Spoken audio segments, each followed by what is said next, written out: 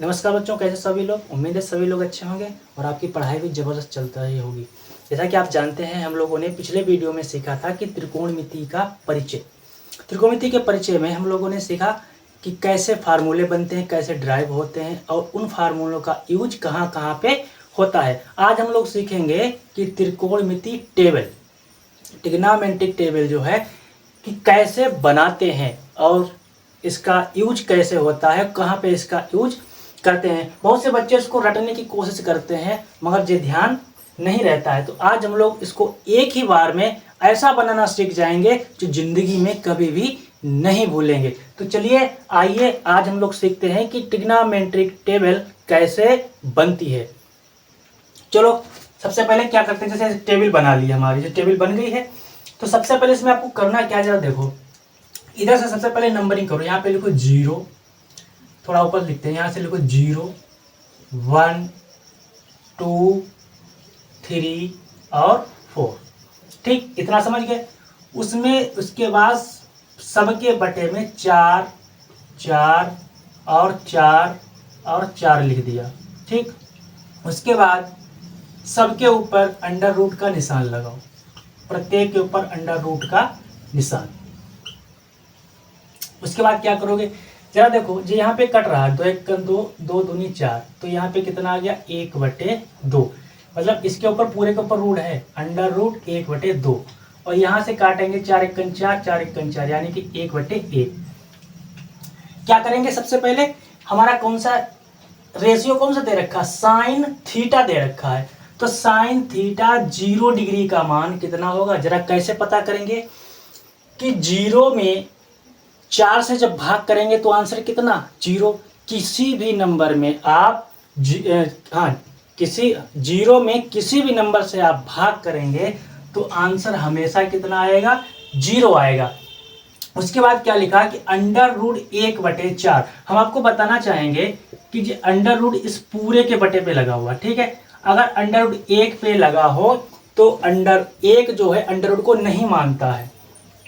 नीचे लिखा है अंडर रूट 4, तो 1 पे मानेगा नहीं और अंडर रूट 4 का वर्गमूल कितना होता है 2। तो साइन 30 का मान कितना हो जाएगा 1/2। इसी प्रकार से साइन 45 का मान कितना दे रखा, ऊपर जरा देखिए, यहाँ पे पूरे के बटे में 1/2 लिखा है और उसके पूरे में बटे पे रूट लगा हुआ।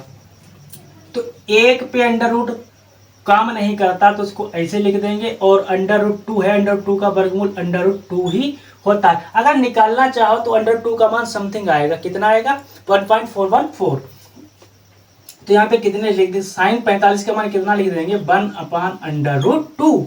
फिर क्या करेंगे, फिर हम निकालेंगे कि साइन 60 का मान कितना होता। साइन 60 का मान ऊपर क्या लिखा, under root 3/4, under root 3/4। Under root 3 तो ऐसा ही रहेगा और अंडर रूट 4 का मान वर्गमूल कितना हो जाएगा 2। और अगर यहाँ पे हम अंडर 3 का मान रखना चाहें तो 1.732, ये किसका मान होता है अंडर रूट 3 का, मगर हमको यहाँ पे वो मान नहीं रखना है तो अंडर रूट 3 का अंडर रूट 3 ही ऐसे ही हम लिख देंगे। तो कितना आ गया, साइन 60 का मान अंडर रूट 3/2। उसके बाद साइन 90 का 1/1 बटे में 1 हो तो उसका कोई भी इफेक्ट नहीं पड़ता है, तो उसको हम सीधा 1 लिख देंगे।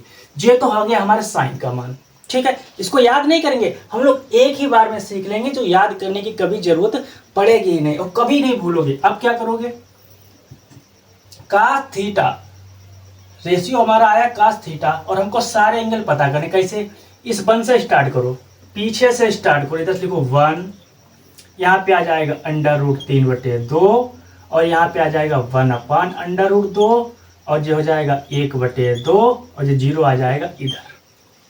ठीक है, क्या हो गया, साइन हो गया, कास हो गया। अब हमको पता करना है कि tan 0, tan 30, tan 45, tan 60, tan 90 कितना होगा। तो इसके लिए हम लोगों ने पिछले वीडियो में आइडेंटिटी पढ़ी थी कि क्या पढ़ा था कि tan थीटा बराबर होता है 1/cot थीटा, यही पढ़ा था ना। और एक और होता है कि tan थीटा जो होता है वो sin थीटा बटे cos थीटा, ये होता है। तो tan थीटा का मान निकालने के लिए कह रहा है कि tan थीटा अगर आपको चाहिए, जो sin थीटा का मान है उसको cos थीटा के मान से हमको भाग करनी है। कहने का मतलब है कि जो sin थीटा के जो मान आए हैं इसमें cos थीटा के मान से अगर भाग कर दें तो हमारे एंगल निकल आएंगे। जैसे हमको tan जीरो का मान चाहिए, tan जीरो का मान, tan जीरो का मान चाहिए, तो सबसे पहले इस जीरो को 1 से भाग करेंगे। क्यों? क्योंकि ऊपर साइन है, तो साइन का जीरो का मान कितना है? 0। और cos जीरो का मान है 1। और किसी भी जीरो में किसी भी नंबर से भाग करोगे तो आंसर हमेशा कितना आएगा? 0। तो ये तो हो गया हमारा tan जीरो का मान। ठीक, इतना बात समझ गए? चलो अब हटाओ। उसके बाद tan 30 का चाहिए, तो tan 30 यहाँ पे लिख दिया। और जब tan 30 चाहिए तो sin 30 का भी पता होना चाहिए और cos 30 का भी पता होना चाहिए। तो sin 30 का मान है हमारा 1/2। कितना? 1/2। उसके बाद cos 30 का मान कितना है? √3/2। ठीक है, अब इसको यहाँ से 2 से 2 कैंसिल हो जाएंगे तो कितना बचेगा हमारा? 1/√3। तो tan 30 का मान आ गया 1/√3। इसी प्रकार से tan 45, जब हम tan 45 का मान निकालेंगे तो यहाँ पे आ जाएगा tan 45 का मान निकालेंगे, sin 45 का पता होना चाहिए मान हमको, और cos 45 का। सारे के सारे सब सामने लिखे हुए हैं, तो क्या लिखेंगे हम? sin 45 का मान 1/√2 और cos 45 का मान भी 1/√2। जैसे कट गया आंसर कितना? 1। तो tan 45 का मान कितना? 1। इसी प्रकार से हम लोग क्या निकालेंगे? tan 60 का मान। जब tan 60 का मान निकालेंगे तो sin 60 का भी मान चाहिए और cos 60 का भी मान चाहिए। sin 60 का मान कितना है? √3/2। इसके बटे में cos 60 का मान कितना? 1/2। तो देखो इस 2 से जब 2 कैंसिल, हमारा कितना बचा? √3/1। और बटे में जब कोई मान 1 आए तो इसका कोई मान नहीं होता है, तो tan 60 का मान कितना? √3। इसी प्रकार से हमको tan 90 चाहिए। कितना चाहिए? tan 90। तो 90 चाहिए, पता करने के लिए हमको sin 90 का मान पता हो और cos 90 का मान पता हो। sin 90 का मान 1 होता है और cos 90 का मान 0 होता है। और हाँ, जब किसी भी नंबर में हम 0 से भाग करेंगे तो वो परिभाषित नहीं होगा, उसको बोलते हैं अपरिभाषित। ये इनडिटर्मिनेट फॉर्म बन जाती है जिसका अभी तक कोई भी समाधान नहीं हुआ है। 1/0 तो ये हो जाएगा अपरिभाषित, यानी कि इनफाइनाइट। जो इनडिटर्मिनेट फॉर्म बोली जाती है। उसके बाद हमको क्या चाहिए? cot थीटा का मान चाहिए। ये हमारे tan के मान आ गए। अब हम क्या निकालेंगे? cot theta. अब cot थीटा हम जानते हैं वो tan थीटा का अपोजिट होता है। तो सबसे पहले इसको पीछे से काउंट कर लो। हमको क्या चाहिए? cot थीटा का मान चाहिए। तो cot थीटा हम लोग जानते हैं कि cot थीटा जो है 1/tan थीटा होता है। कहने का मतलब cot थीटा मान चाहिए है तो 1 ऊपर रखो, tan थीटा का मान रखो 0। 1 में जब 0 से भाग करोगे तो इनफाइनाइट होगा। अगर ना कुछ भी ना पता तो पीछे से स्टार्ट करो। tan इन्फिनिटी है वो यहाँ पे लिख दिया, फिर √3, फिर 1, फिर 1/√3 और फिर 0। लो खत्म।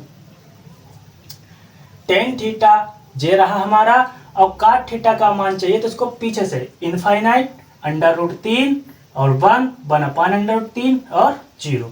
ये तो आ गया हमारा cot का। इस प्रकार से sec का मान निकालेंगे।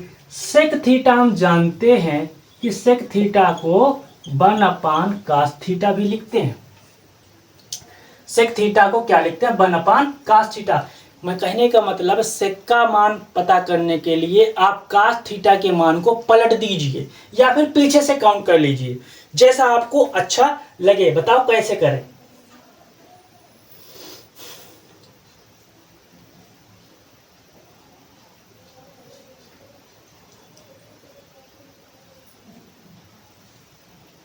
sec थीटा का मान चाहिए है तो हमको कास थीटा के मान को पलटना होगा। जैसे वन को पलटोगे 1/1 ही रहेगा, तो जो तो 1 ही रहेगा।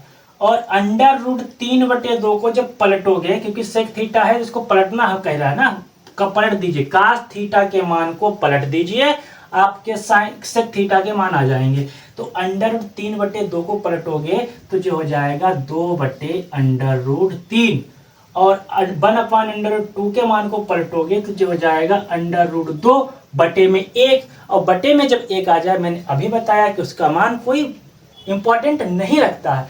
तो 1/2 को जब 1/2 को हम पलटेंगे तो जो हो जाएगा 2, और 0 को पलटेंगे तो 0/0, अभी मैंने बताया 0/0 क्या बन जाता है, इनडिटर्मिनेट फॉर्म बन जाती है। इसका मतलब होता है कि ये अपरिभाषित है, ये परिभाषित नहीं है।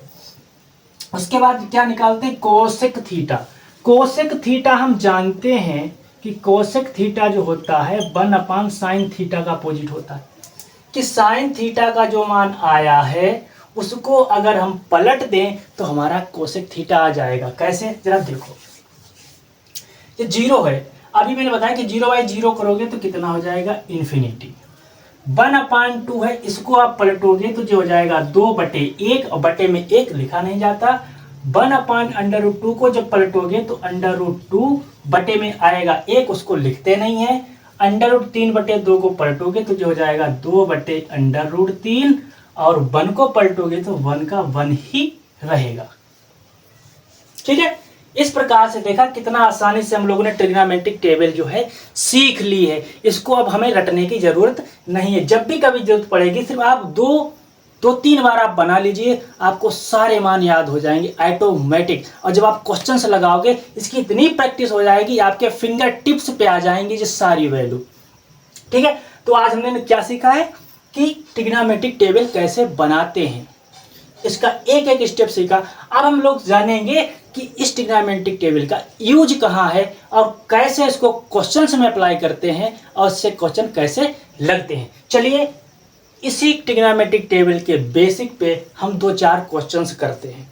जरा देखो, सबसे पहले इसको मिटाएंगे,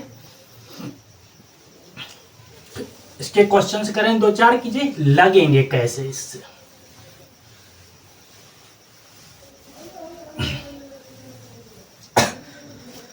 चलो देखते हैं,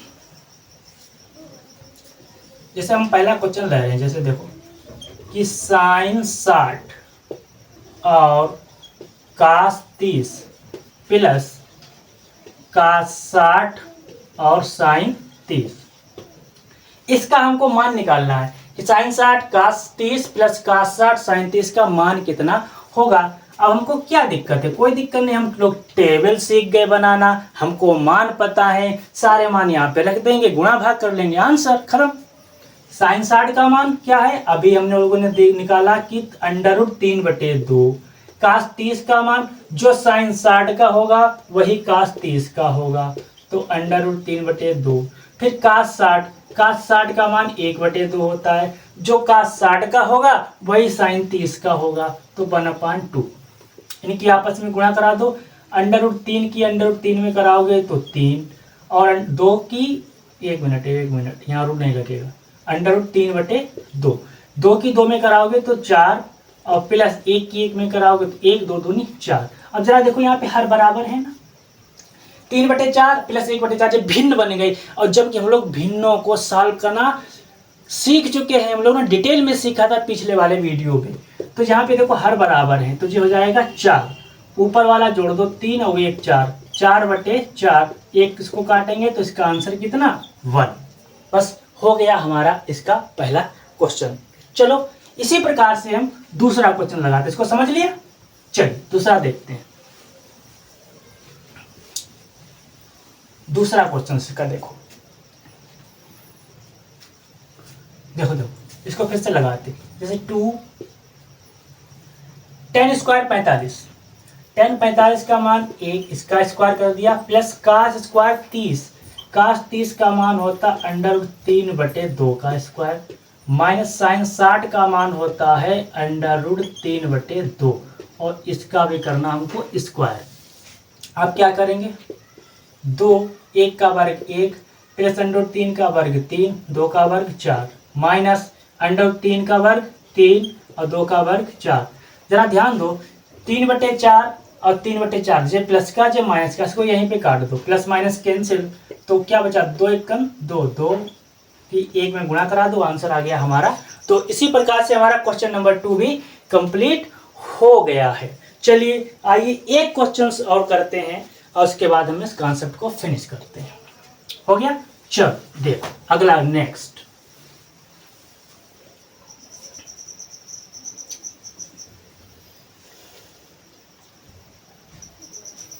जैसे बहुत इंपॉर्टेंट क्वेश्चन है, अक्सर खूब पूछा जाता है कि 2 tan 30 डिग्री बटे 1 प्लस tan स्क्वायर 30। पूछ रहे कि इसको अगर हम सॉल्व करें तो कितना मान आएगा, का मान ज्ञात कीजिए। चलो कैसे ज्ञात करते हैं, बहुत ही आसान है ये भी।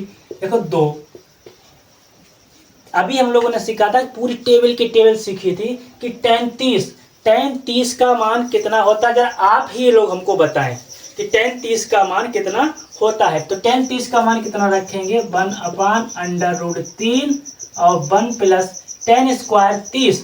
तो tan स्क्वायर 30 का मान कितना होता है, 1/√3। इसका कर देंगे स्क्वायर, तो इसकी आपस में गुणा कराएंगे तो देखो, इस 2 की 1 में गुणा कराएंगे, इसके बटे में 1, 2 की 1 में कराओगे तो 2, और √3 की 1 में कराओगे तो √3। 1 प्लस 1 का वर्ग 1 और इस √3 का वर्ग करोगे तो 3। तो कितना आ गया, 2/√3। इसकी यहाँ पे एक एलसीएम ले लो तो 3 एकम 3 प्लस 1/3, तो कितना हो गया 2/√3, 4/3। अब इसको सॉल्व करना कि 2/√3 में 4/3 से हमको करनी है भाग। इसको भाग करने में थोड़ी दिक्कत होगी, तो क्या करेंगे, इसको हम पलट देंगे। तो 2/√3 यहाँ पे लगाएंगे गुणा का निशान, और जो 4/3 है इसको पलट दीजिए, 3/4 लिख देंगे। तो देखो 2 एकम 2, 2 दूनी 4, तो कितना मान आ गया, ऊपर 3 बचा, 3 एकम 3 और यहाँ पे बचा 2, 2/3, तो 2/3। ठीक है, अब यहाँ पे √3 आया है, √3 को गायब करेंगे, क्या करेंगे, तो √3 से गुणा करा देंगे और √3 से भाग करा देंगे। जब इसमें जैसे कराएंगे तो क्या आएगा, √3 की 3 में कराओगे तो 3/√3, और यहाँ पे आ जाएगा 2 गुणे √3 के √3 में कराओगे तो जो हो जाएगा हमारा 3। इस 3 से जो 3 कैंसिल, तो मान हमारा कितना आ गया, √3/2। ठीक है, इसी प्रकार से जो हमारा क्वेश्चन हो गया है कंप्लीट। और √3 जो मान होता है, किसने का मान होता है, साइन का। अगर पूछें तो साइन में जो मान होता है साइन 60 का, और कास में पूछें तो जी कास में हो जाएगा कास 30 का। जो भी हो, जो हमारे इस वाले क्वेश्चन का एग्जैक्ट आंसर था। और आई होप कि आपको वीडियो अच्छा लगा होगा। अगर आपको वीडियो अच्छा लगा है तो वीडियो को लाइक करो और शेयर करो और चैनल को सब्सक्राइब जरूर करें। मिलते हैं नेक्स्ट वीडियो में, जब तक के लिए नमस्कार, धन्यवाद।